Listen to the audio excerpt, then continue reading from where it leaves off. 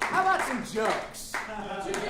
Would this be a good time for that? Yeah! This gentleman, I have been watching from afar, not creepily, for quite some time. He's a very funny gentleman, and he's a comedian by trade, and he is now going to ply that trade with you. Now, please welcome Tim Barnes to the stage.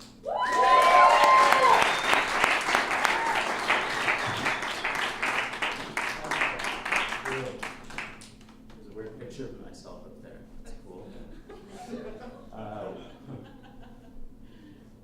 Where did I lose you? Before I get started, all right, let's do this. Before I get started, I want you guys a couple seconds to get adjusted to my face. That's something I'm starting to learn in general, is that people need a couple seconds to get adjusted to my face. You know, like sometimes when I walk on the train, I feel like there's a couple seconds where people are going, "Oh my God, is he going to be crazy?" You know? And I get it, because everyone on the train is a couple seconds where I think to myself, you know what, am I going to be crazy? But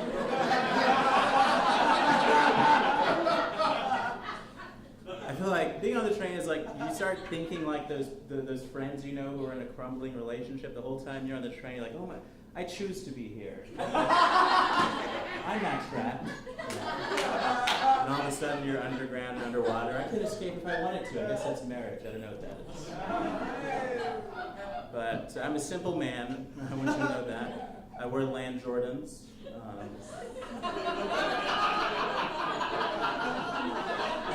I walk to conclusions, you know, this kind of guy.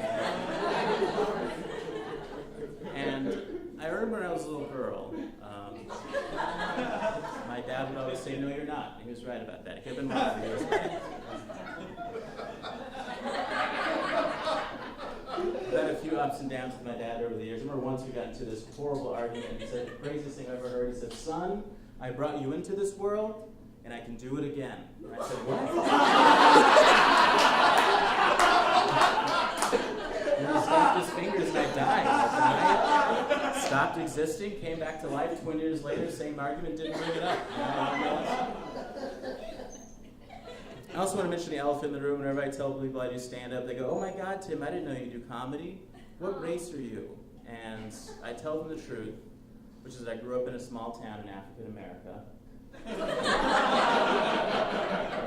African America, but it's a pretty great place. You get a sandwich in African America, you get African American cheese, just what you do, you know. In case you're wondering, it's all like American cheese, except it's made by the government. It's a great place, African America. Yes. I have a link card. Some people call it food stamps. I call it reparations. You know?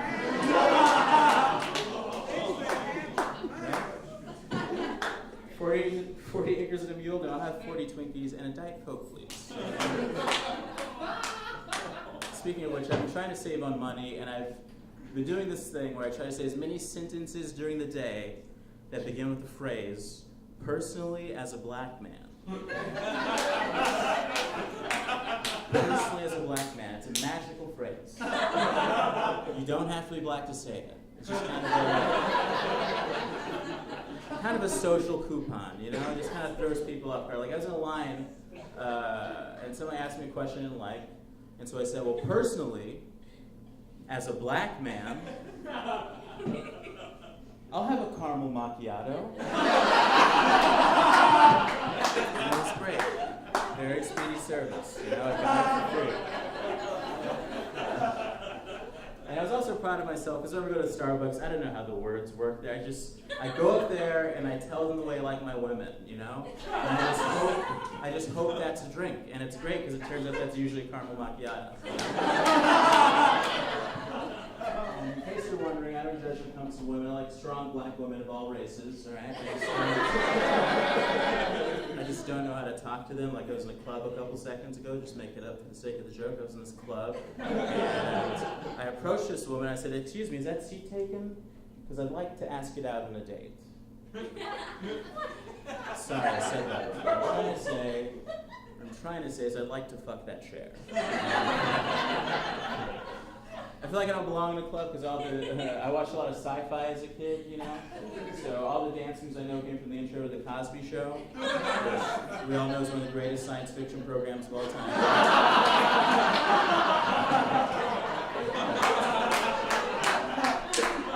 So I approached another woman and I said, "Does her face hurt?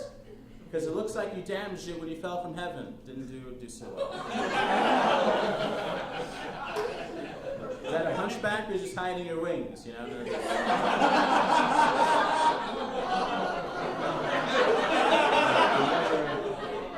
I'll never forget the moment I met my girlfriend. I was at a party and I walked up to her and I said, "You're the one," and it was magical. It was the first time quoting The Matrix. Turned out to be a good idea. You know? And things got hot and heavy. She asked me what my secret sexual fantasies were, and I told the truth. I said a savings account. And I am in what scientists call an interracial relationship, okay? Is anybody here in an interracial relationship? It's a lot of fun. You get a lot of weird looks when you're in an interracial relationship, but for us, you know, my girlfriend's Indian, so it's only when we get up close that we get to realize. Because before it's just this vague brown blur. When we get up close, that's when the judgment comes. You know what I mean? It's a lot of fun. I grew up religious. I grew up reading the Kevin James version of the Bible. It's also known as the King of Queens version of the Bible. A lot of people call it the King James version for some reason. I don't know why, but there's a lot of good stories in there. Like the time that Jesus walked on water for a couple seconds and fell in because he was so fat. Or the time that Jesus turned one loaf of bread into 1,000 loaves of bread and ate all by himself. It's a good book. It's a good book. Or maybe just watch too much TV. What I'm trying to say, though, is I believe in the Sanford and Son and the Holy Spirit. But here's the thing, audience. I've decided that if I ever have kids, I'm going to teach my children about the real deal. And I'd like you to applaud for all of these, okay? I'm going to teach my kids about Black Jesus. A lot of people debate about whether or not Jesus was black. I think he was black, but I think he was like Vin Diesel black, you know what I mean? So you don't really think about it. When people tell you like, "Oh yeah, I knew that," but then you forget, and then people tell you, "Oh yeah, I knew he was black." I'm teaching my children about Black Santa Claus. I'm going to teach my flesh and blood about Black Ronald Reagan. No one ever believes me. I tell them Ronald Reagan was a black man. But can you imagine how angry white people would be if they found out Ronald Reagan was black? Can you imagine how angry black people would be if they found out? So let that trickle down a little bit. Can you imagine how confused Ronald Reagan would be if he found out Ronald Reagan was black? And can you imagine how absolutely thrilled Nancy Reagan would be? All right.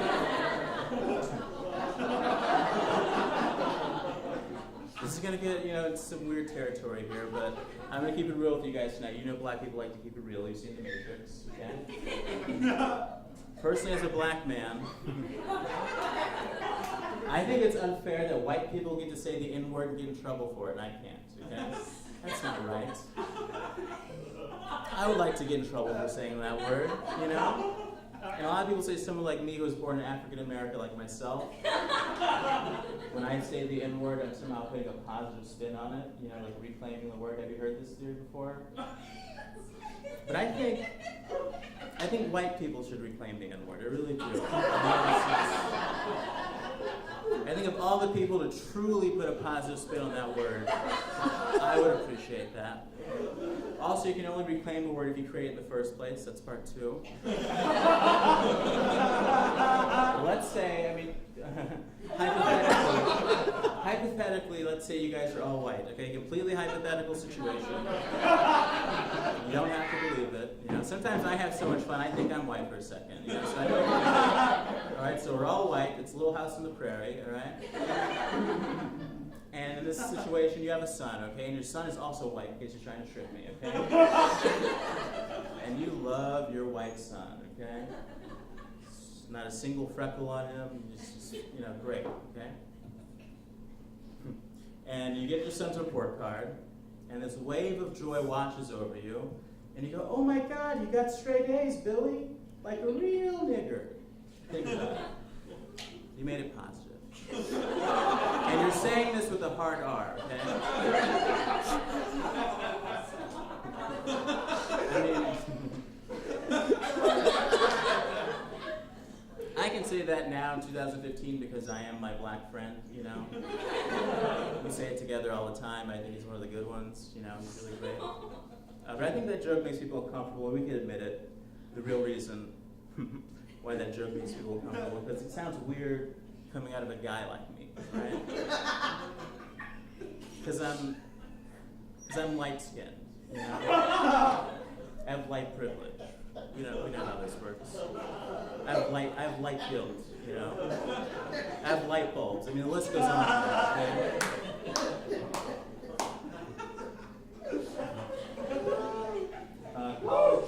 College was the best day of my life. I had a lot of fun.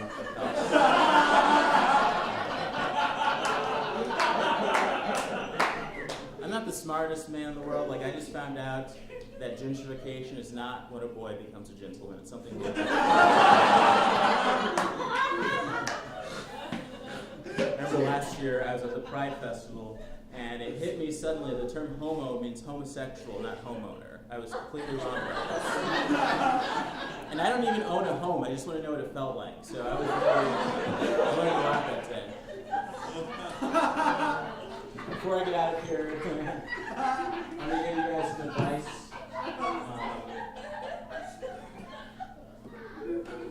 If life hands you a lemon, say, hey, no thanks, Dad, but here, have some money, okay? I learned this the hard way. Never bring a book to the beach unless you're just trying to get your Moby Dick wet. Okay? Person as a black man. When life hands me watermelons, I hope there's no white people watching. At the end of the day, this one's a thinker. At the end of the day, it's probably close to midnight. All right, that's my time. I believe in you.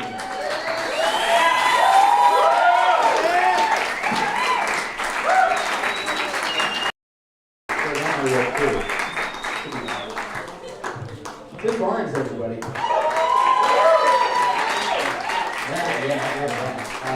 Tim, do you do this a lot? Comedy? Do you, I do, yeah. you just pick it up? Yeah. Okay. Yeah. I just didn't know if this was like something you just started doing. That was a joke. You can tell it's something I just started doing. Do you have any other comedy type events coming up in the future you would like to speak about? I would like to. I do a podcast that right now is produced through WBZ, believe it or not. WBZ! Chicago. The odd thing with like public radio, the weird thing, it's a very different vibe from public housing. It doesn't make any sense to me. What's the difference? Vibe-wise, something, yeah.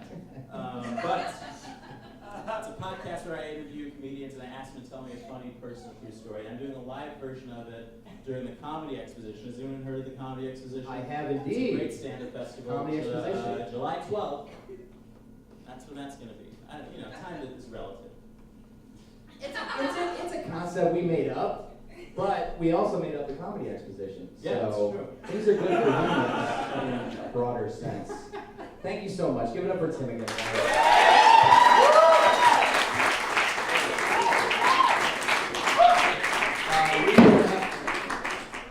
We've been doing that a lot. I think we'll all get used to it by the end of the night.